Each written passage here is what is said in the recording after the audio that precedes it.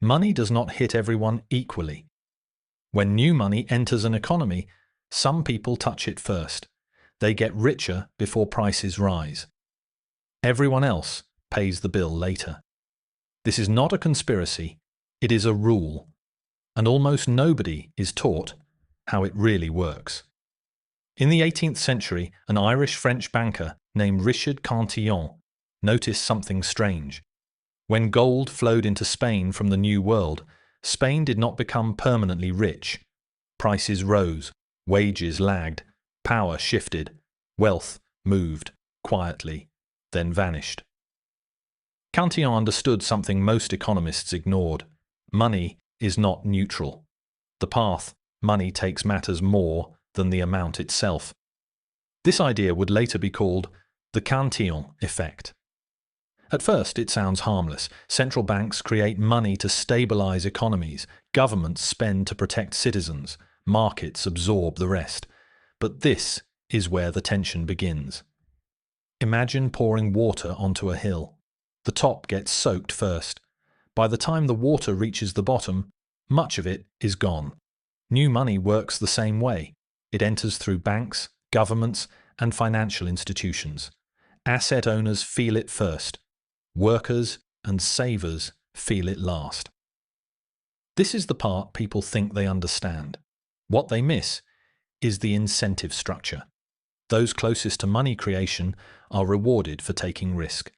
They buy assets before prices adjust. Stocks rise.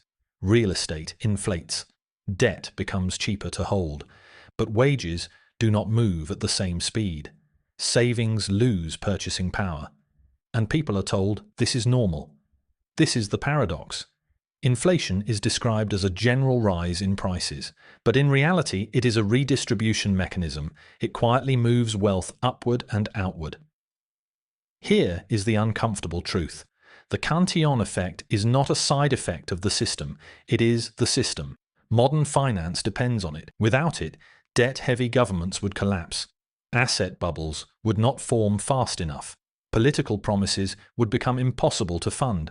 So the effect is managed, not removed, and its consequences are accepted as collateral damage.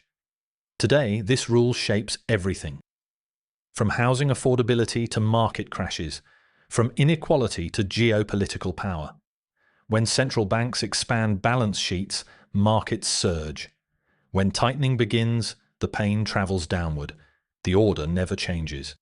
Those who understand this do not ask when prices will fall.